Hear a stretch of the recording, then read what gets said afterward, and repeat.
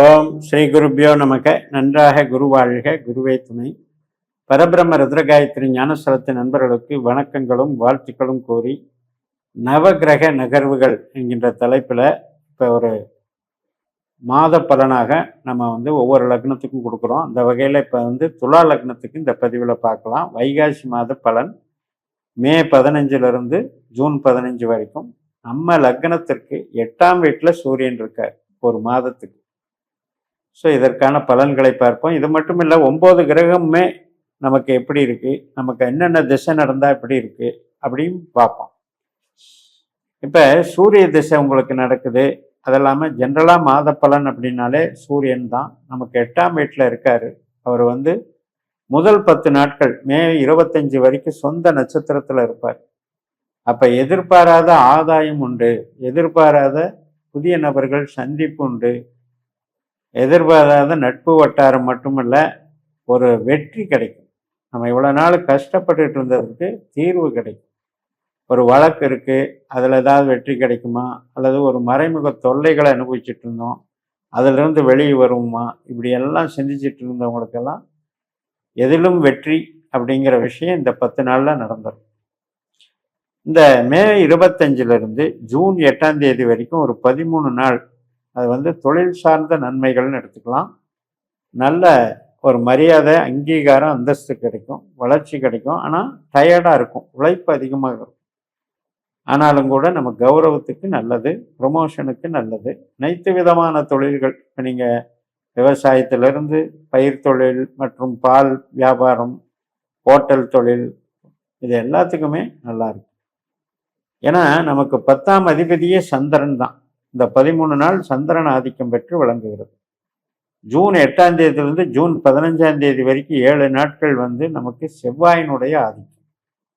இப்போ நம்மளுக்கு செவ்வாய் பலமாக இருக்கார், 7ஆம் வீட்டில் இருக்கார். புதிய அணுகுமுறை, புதிய செயல் திட்டங்கள் நமக்கு முன்னேற்றத்தை கொடுக்கும்.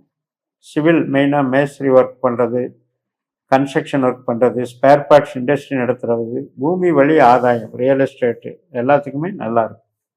இப்போ நமக்கு சூரிய திசையே நடக்குதென்றால் இதெல்லாமே நமக்கு நல்ல பலன்களாக இருக்கும். அரசு வழி ஆதாயம் இருக்கும், அரசியல் டெவலப்மெண்ட்டும் இருக்கும். இப்போ இதே உங்களுக்கு சந்திர திசை நடக்குது அப்படின்னாலும் நமக்கு இந்த சூரியன் சந்திர திசை அப்படிங்கிறது இந்த ரிஷபராசியிலையும் கன்னி ராசியிலையும் மகர ராசியிலையும் தான் இந்த சந்திரன் இறங்குவார். அப்போ அதிகமான உழைப்பு, அதிகமான களைப்பு, அதிகமான மன உளைச்சல், ஆனால் மன சஞ்சலம்னு எடுத்துக்கலாம். வேலையெல்லாம் இருக்குது, சம்பளம் வருது, ஆனால் மனசில் சந்தோஷம் இல்லைங்க அப்படிங்கிற மாதிரி.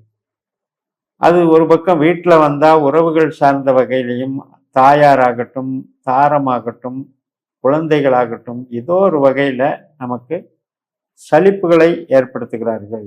அல்லது அவங்க ஏதாவது ஒரு கஷ்டத்தில் மாட்டிக்கிறது நம்மளுக்கு ஒரு சஞ்சலத்தை தருது. ஆனால் ஒரு விஷயம் என்னென்னா, சந்திர திசை 10 வருஷமும் ஒரே மாதிரி இருக்காது.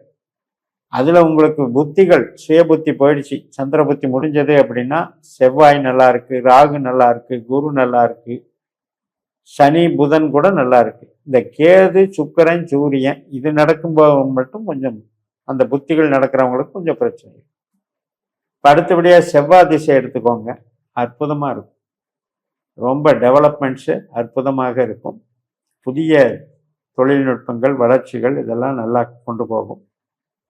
புதன் திசை நடக்குது அப்படின்னா அதுவும் ரொம்ப ரொம்ப பிரமாதமாக இருக்கும். ஆனால் என்ன அப்படின்னா, புதனை பொறுத்த வரைக்கும் ஒரு காரியத்தில் இறங்கி வேலை செய்கிறோம், இம்மீடியட்டாக பலன் கொடுக்கலையே அப்படின்ற அந்த வருத்தம் இருக்கும். பட் இதையெல்லாம் இன்னைக்கு நம்ம உழைக்கிறதெல்லாம் நமக்கு ஒரு அசர்ட்டாக இருக்கும். நாலேஜ் இஸ் த அசர்ட், அந்த மாதிரி இருக்கும் புதன் திசை நடக்கிறவங்களுக்கு. இந்த மாதம் தாண்டின உடனே அதனுடைய நீங்கள் உழைத்த உழைப்பினுடைய ஒரு ரிசல்ட்டை அனுபவிப்பீங்க. அதை அதனுடைய லாபம் உங்களுக்கு கண்டிப்பாக கிடைக்கும். அடுத்து குரு திசை நடக்குது அப்படின்னா, இப்போ ஜூன் 2ஆம் தேதி குரு பயிற்சி ஆகுது. 9ஆம் வீட்டில் இருந்து துலாத்துக்கு 10ஆம் வீட்டுக்கு வர்றாரு. வந்தாலுமே கூட இந்த வைகாசி மாதத்தில் பொறுத்த வரைக்கும் அந்த ஜூன் 15 வரைக்குமே அவர் எப்படி இருக்காரு, குருவோட நட்சத்திரத்தில் தான் இருக்கார். அப்போ அது வேலைக்கு நல்லா இருக்கு. ஏன்னா நமக்கு துலாத்துக்கு 6ஆம் அதிபதியே குரு தான். அதனால் அவர் சொந்த பலத்தை இயங்கும் போது இப்போ நீங்கள் ஒரு அக்கௌண்ட்ஸில் இருக்கலாம், ஆடிட்டிங்கில் இருக்கலாம், அல்லது மேனேஜ்மெண்ட்டில் இருக்கலாம். ஒரு அங்கீகாரம் நல்லா இருக்கு வேலைகள். அடுத்து சனி திசை நடக்குது அப்படின்னு வச்சுக்கோங்க. இப்போ சனி நமக்கு 6ஆம் வீட்டில் இருக்காரு. கரெக்டாக 17ஆம் தேதி, மே 17ஆம் தேதி புதன் நட்சத்திரத்துக்கு போகிறார். சனியினுடைய உத்திரட்டாதியிலிருந்து புதன் நட்சத்திரம் ரேவதி நட்சத்திரத்துக்கு மாறுறார். அப்போ இது நமக்கு ஒரு நல்ல அமைப்பு தான்.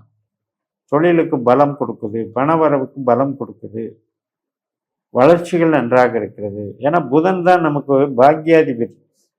அந்த அளவுக்கு டெவலப்மெண்ட், வெளிநாடு வேலை வாய்ப்புகள் சார்ந்த அமைப்புகள் நல்லா இருக்கும். மருத்துவத்துறையில் இருக்கவங்களுக்கும் நல்லா இருக்கும்.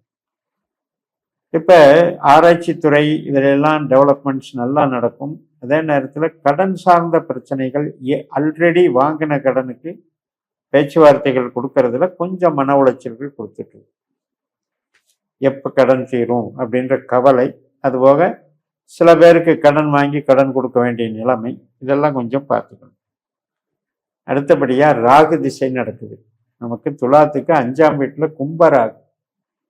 அவர் சொந்த நட்சத்திரத்தில் போகிறார். அதனால் நீங்கள் ஒரு யூக வியாபாரம் பண்ணுறீங்க, ஒரு ஐடி துறையில் இருக்கீங்க, ஒரு மேனேஜ்மெண்ட்டில் இருக்கீங்க, கன்சல்டிங் பிஸ்னஸ் பண்ணுறீங்க, இதுக்கெல்லாம் ரொம்ப ஆதாயமாக இருக்குது. கலைத்துறையில் இருக்கவங்களுக்கு கூட இதில் பெனிஃபிட்ஸ் இருக்குது. சினிமாவில் டைரக்ஷனில் இருக்கவங்க, எடிட்டிங்கில் இருக்கவங்க, நடிப்பில் இருக்கவங்க எல்லாத்துக்குமே இந்த ராகு அற்புதமாக வேலை செய்யும். ஃபோட்டோகிராஃபிக் டெக்னிக்ஸு மற்றும் வெளி தொடர்பு துறை, வெளிநாட்டு படிப்பு சார்ந்த துறைகள், அதாவது இப்போ இதை எக்ஸ்போர்ட் இம்போர்ட்டு, இது சம்மந்தப்பட்ட ஆதாயங்கள்லாம் நல்லா நடக்கும். அடுத்தது கேது திசை நடக்குது அப்படின்னு வச்சுக்கோங்க. இதுவும் அகம் சார்ந்த வகையில் நன்மை. அகம் சார்ந்ததுன்னா இப்போ நம்ம ஒரு மூளை உழைப்பு செய்கிறோம், ஸ்மார்ட் ஒர்க் பண்ணுறோம், நம்ம பணம் போடலை, ஆனால் நான் மேனேஜ்மெண்ட் பண்ணி சம்பாதிக்கிறேன், ஒரு கமிஷன் உள்ள வகையில் சம்பாதிக்கிறேன், கன்சல்டிங் வகையில் சம்பாதிக்கிறேன், கூட்டு நண்பர்கள் வகையில் சம்பாதிக்கிறேன், இதெல்லாமே ஓகே, நல்லா அப்படியே மீடியமாக போய்கிட்டே இருக்கும். ஆனால் அதே நேரத்தில் உற்பத்தி சார்ந்த வகையில் நம்ம ஒரு பதவி ப்ரமோஷனுக்கு எதிர்பார்த்துட்டு இருந்தோம்னா இந்த கேது திசை நடக்கிறவங்களுக்கு அது ஒரு தடையாக இருக்கு.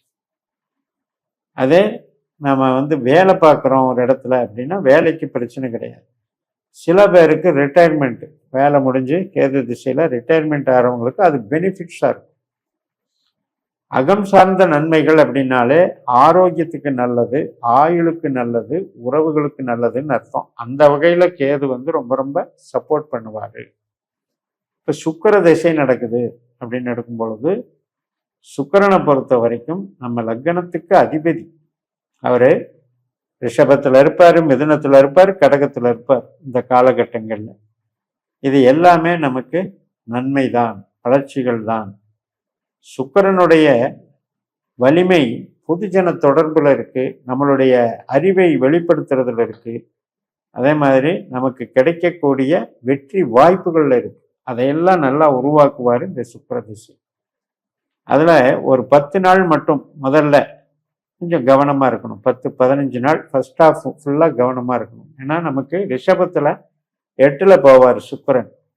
அதனால என்னன்னா சூரியன் கனெக்டிவிட்டி, புதன் கனெக்டிவிட்டி இதெல்லாம் இருக்கிறதுனால நமக்கு ஒருவேளை தாமதமாகலாம். ஒரு விஷயம் செய்கிறோம், இந்த முடிஞ்சிடும் அப்படின்னு நினச்சி தான் நம்பி தான் செஞ்சேன், ஆனால் டிலே ஆயிடுச்சு அப்படிங்கிற பிரச்சனைகள் அந்த ஃபர்ஸ்ட் ஹாஃபில் மட்டும் போகும். செகண்ட் ஹாஃப் 15 நாள் ரொம்ப நல்லா இருக்கும்.